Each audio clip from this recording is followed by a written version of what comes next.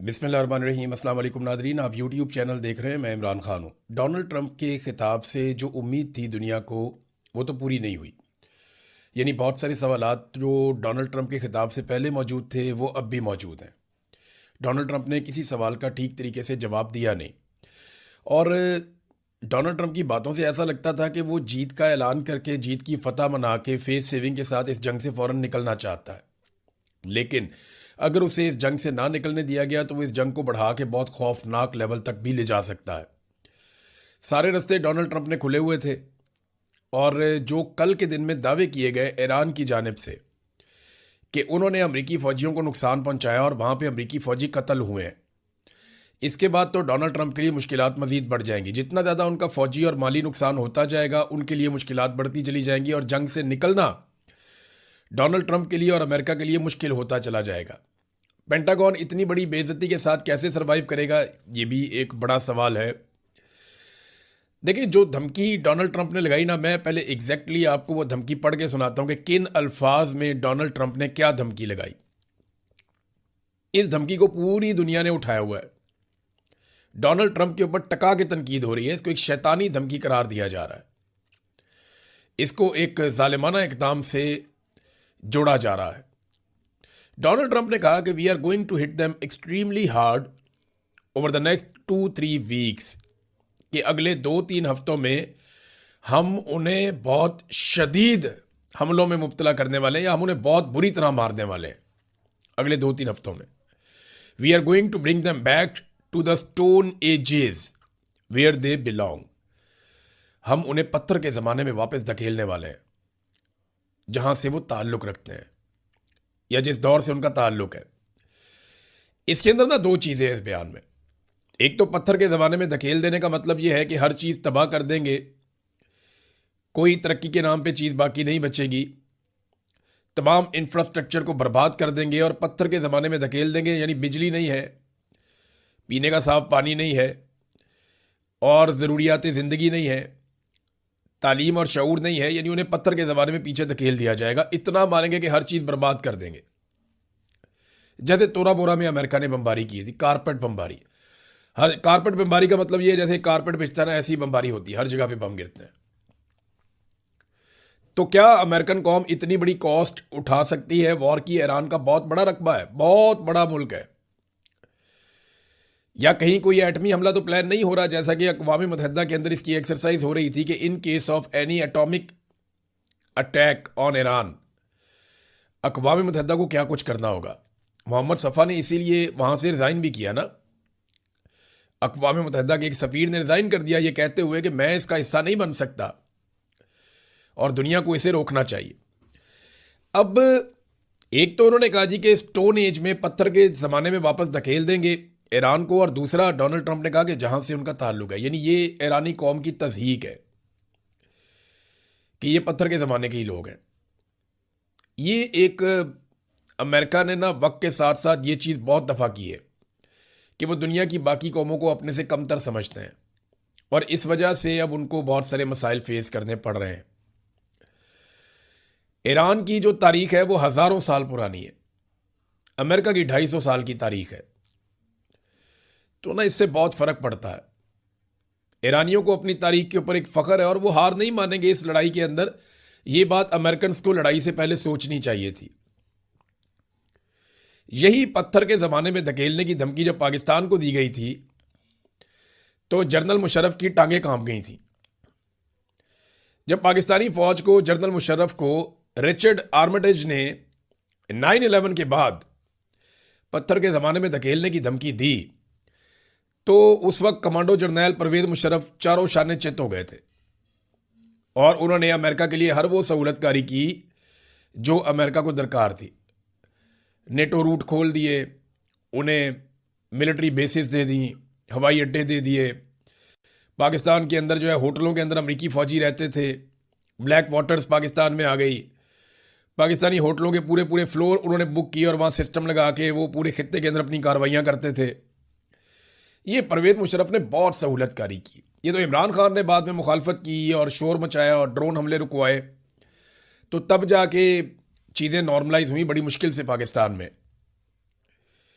वरना इसी पत्थर के ज़माने में धकेलने की रिचर्ड आर्मिटेज की धमकी ने उस वक्त के पाकिस्तान के मिलिट्री चीफ और सदर भी था परवेज़ मुशर्रफ, उसको चारों शाने चित कर दिया था।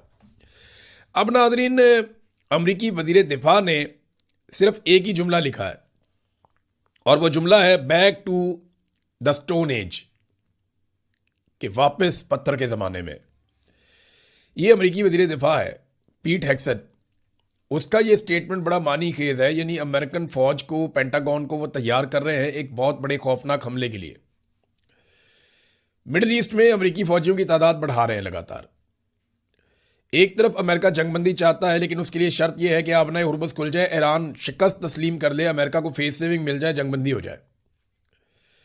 और अगर ये सारा कुछ नहीं होता तो फिर अमेरिका क्या करेगा? उसके लिए वो कह रहे हैं जी हम एक बहुत बड़ा अटैक करने जा रहे हैं। डोनाल्ड ट्रंप के इस बयान ने किया क्या? देखिए, एक तो इस बयान में बहुत सारे इबहाम है, बहुत सारे सवाल जिनके जवाब चाहिए थे वो जवाब नहीं मिले। सबसे इंपॉर्टेंट सवाल यह है कि नेतन्याहू और अमेरिका क्या आज भी उसी तरह एक पेज पे हैं? लेकिन डोनाल्ड ट्रंप के साथ तो अमेरिका के मामलात हैं, लेकिन नेतन्याहू के बारे में अमेरिका बार बार कहता है कि इस आदमी की गलत असेसमेंट और इसके अंदाजों की वजह से अमेरिका इस लड़ाई में फंस गया। दूसरा यह है कि अमेरिका ने दावा किया था कि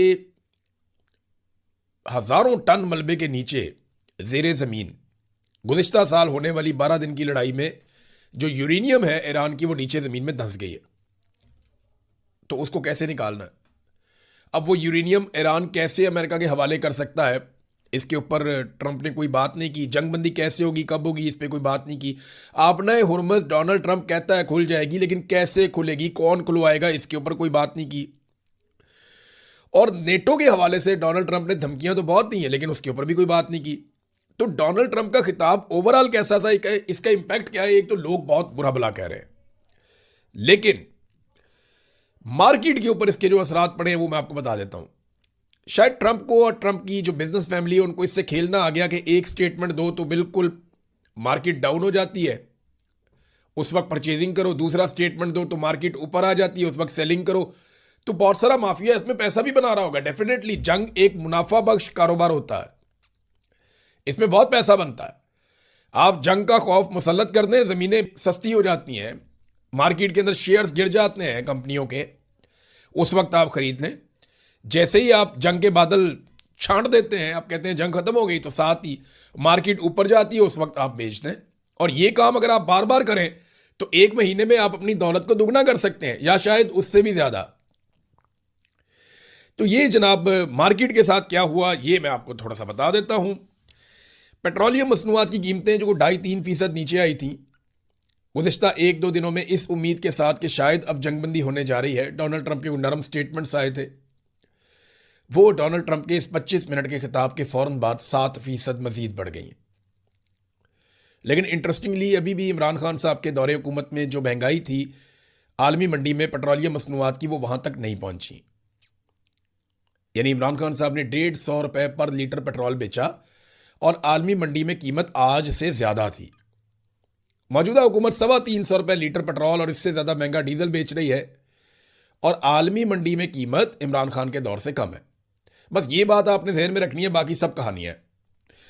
अब नाज़रीन, डोनाल्ड ट्रंप ने जो खिताब किया इस 25 मिनट के बीच में 500 अरब डॉलर से ज्यादा मार्केट में गिरावट आई है, ये नुकसान हुआ और स्टॉक मार्केट फौरी तौर पे गिर गई। आलमी मंडी में तेल की कीमत लगभग 7% तक बढ़ गई। और डोनाल्ड ट्रंप का यह कहना कि ईरान को पत्थर की दुनिया में वापस धकेल देंगे, इसके ऊपर शहबाज शरीफ को चाहिए कि फौरी तौर पे अमन का नोबेल इनाम लेकर डोनाल्ड ट्रंप के चरणों में पहुंच जाए और अमन का नोबेल इनाम डोनाल्ड ट्रंप के बूटों के तस्मों के साथ बांध दें और रोजाना बूटों के साथ साथ उस नोबेल इनाम को भी चमकाया करें। यानी हद हो गई है। नेतन्याहू और शहबाज शरीफ दोनों एक पेज पे हैं कि डोनाल्ड ट्रंप को हर हाल में अमन का नोबेल इनाम दिलवाना ही दिलवाना है। अभी तक शहबाज शरीफ को इस बात की समझ नहीं आई कि अमन के नोबेल इनाम की जो नामजदगी की गई है डोनाल्ड ट्रंप की, उसको वापस ले लेना चाहिए। कोई भी गैरतमंद शख्स होगा, कोई भी आदमी जो इंसानियत को जरा सा भी समझता होगा, वो ये करेगा।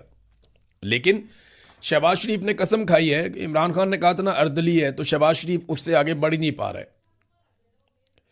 वो ऐसा नहीं करेंगे, कर भी नहीं पा रहे।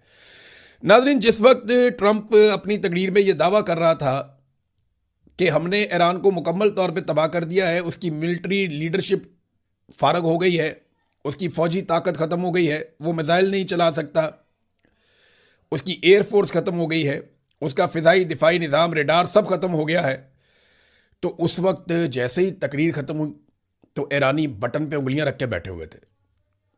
यानी ऐसा लगता है कि ईरानी उंगलियां ट्रिगर के ऊपर रख के बैठे हुए थे और इंतज़ार कर रहे थे कि डोनाल्ड ट्रंप क्या ऐलान करता है।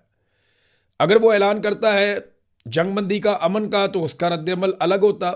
लेकिन जैसे ही डोनाल्ड ट्रंप ने धमकी दी पत्थर के ज़माने में धकेलने की, तो ईरान ने एक ज़्यादा भरपूर और बरबूत हमला किया इसराइल और अमेरिकी अड्डों के ऊपर। ये अल जज़ीरा इंग्लिश ने रिपोर्ट किया है। इस रिपोर्ट के मुताबिक जैसे ही डोनाल्ड ट्रंप ने ये दावे किए कि ईरान की हमले करने की कैपेसिटी ख़त्म हो गई है, फौजी नुक्ता नज़र से ईरान तबाह हो गया है, एन उस तकरीर के बाद ईरान ने एक बहुत भरपूर हमला किया जो पहले वाले हमलों से ज़्यादा शदीद था और ज़्यादा ताकतवर था, अमरीकी अड्डों पे और इसराइली शहरों पे। तो ये हमले करके ईरान ने पैगाम दिया है कि वो भी सरेंडर नहीं करेगा, वो लड़ना चाहता है। यहाँ चाइना का स्टेटमेंट बड़ा इंपॉर्टेंट है। चाइना ने बयान जारी किया कि आबना हुर्मुज़ की बंदिश की वजह यह नहीं है कि ईरान जिम्मेदार है। उन्होंने कहा कि आबना हुर्मुज़ की बंदिश की वजह गैर कानूनी फौजी ऑपरेशन है जो किया जा रहा है ईरान के ऊपर। बड़ा कैटेगोरिकल स्टेटमेंट है। मैक्रोन के साथ कितनी बदतमीजी की डोनाल्ड ट्रंप ने, MBS के साथ भी की। देखें, मोहम्मद बिन सलमान ने तो जवाब नहीं दिया, लेकिन मैक्रोन फ्रांसीसी सदर, उसने जवाब दिया। जब आप अवामी नुमाइंदा होते हैं और आप वोट लेकर आते हैं ना, तो फिर आपकी बहादुरी किसी और तरह की होती है। जब आप बादशाह होते हैं तो आपको चीज़ें और तरह मैनेज करने की आदत होती है। तो सऊदीज़ जो हैं वो बदला लेते ज़रूर हैं, ऐसा नहीं है कि वो नहीं लेते, लेकिन वो अपने टाइम पे बदला लेते हैं और वो बहुत इंतज़ार करते हैं, बदला छोड़ते नहीं हैं। तो मोहम्मद बिन सलमान का कोई स्टेटमेंट नहीं आया, लेकिन मैक्रोन का स्टेटमेंट आया है। उसने कहा जी ईरानी न्यूक्लियर का जो हल है वो जंग तो है ही नहीं, यानी लड़ाई के ज़रिए से आप ये न्यूक्लियर वाला मसला ईरान का आप हल नहीं कर सकते, नंबर एक।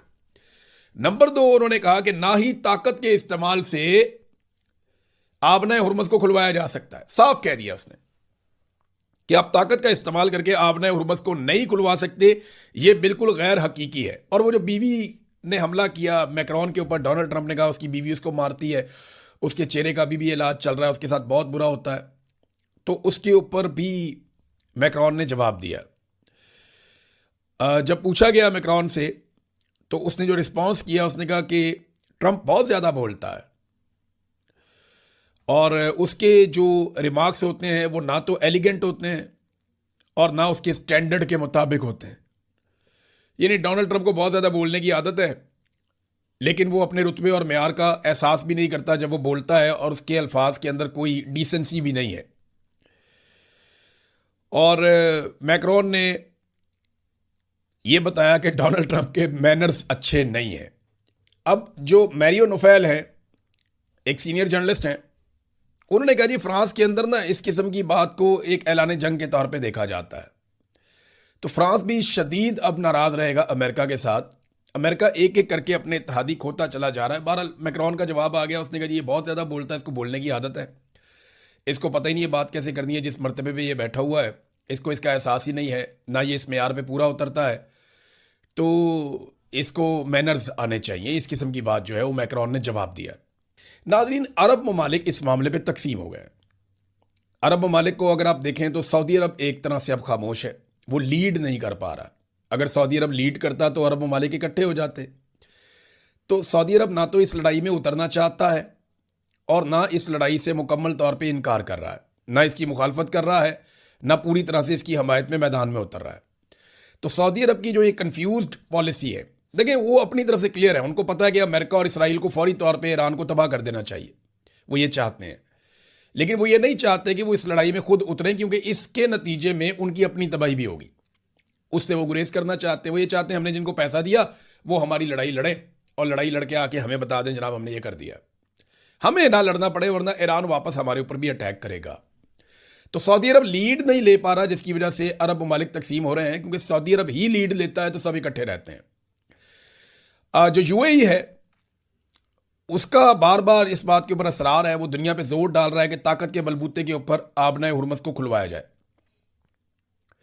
बहरीन का पहले ऐसे मुतालबा था, लेकिन वो अब इसमें से निकल गया और बहरीन ने कहा कि हम किसी जंग का हिस्सा नहीं बनना चाहते, हम है ही नहीं किसी जंग का हिस्सा।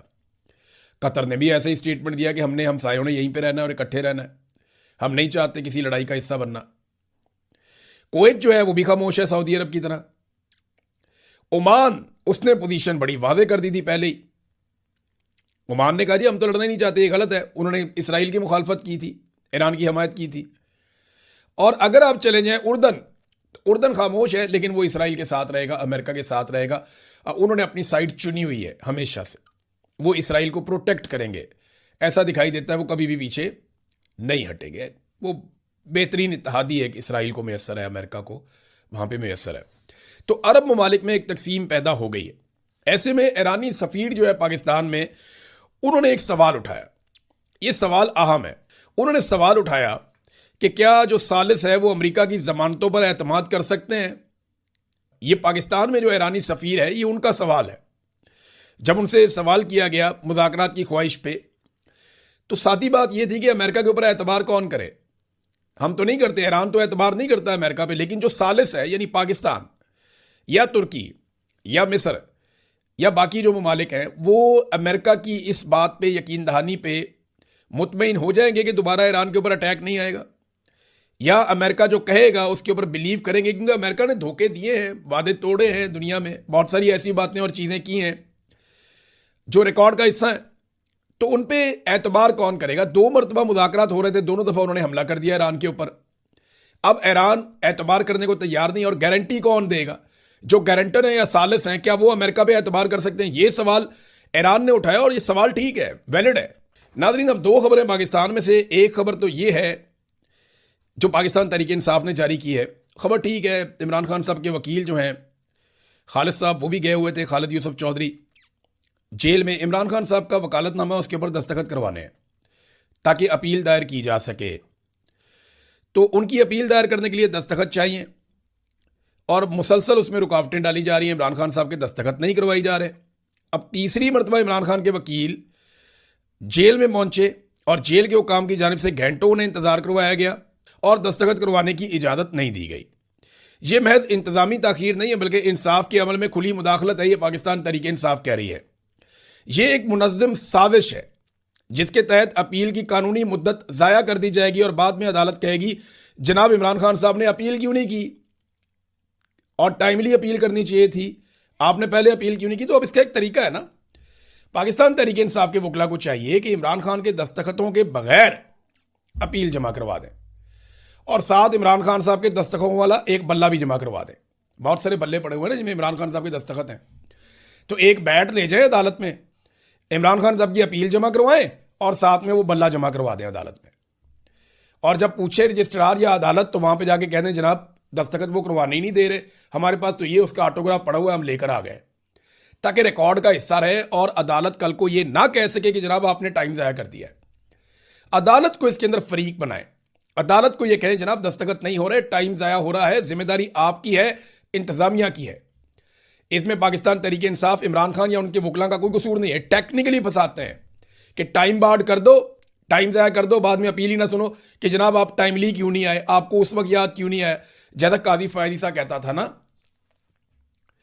जब लोग सांस नहीं ले पा रहे होते थे, घर से बाहर नहीं निकल पा रहे होते थे, हर तरफ अगवा चल रहा होता था, उस माहौल में वो तवक्को कर रहा था कि मेरे पास सुप्रीम कोर्ट में चल चल के सारे आएंगे। कैसे आएंगे भाई, बाहर बंदे खड़े हुए हैं ISI के, वो उठा लेते हैं, बंदे को मारते हैं, गायब कर देते हैं।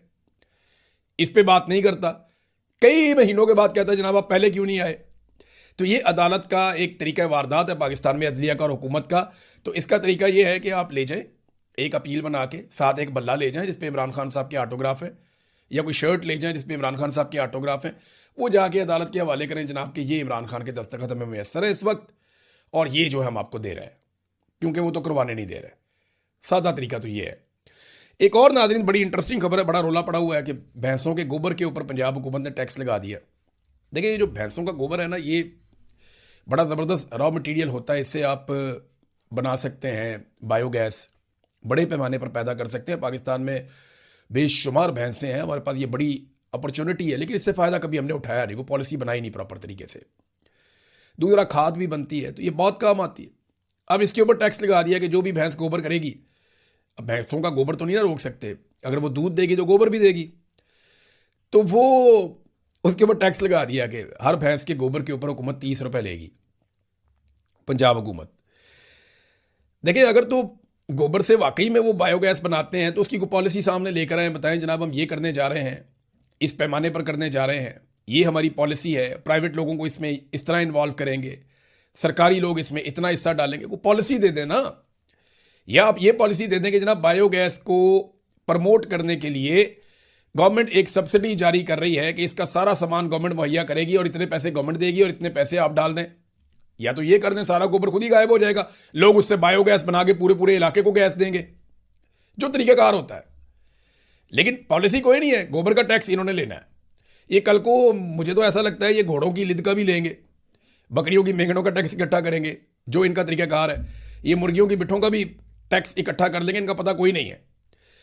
आप टैक्स जरूर लें लेकिन उसको इस्तेमाल करें उस मकसद के लिए जिसके लिए आप लेते हैं। लेकिन यहां पे आवेगा वही बिगड़ा हुआ है, इनको तो जहाज चाहिए याशियों के लिए। अब तक लेते हैं, अपना ख्याल रखिएगा, अपने चैनल का भी।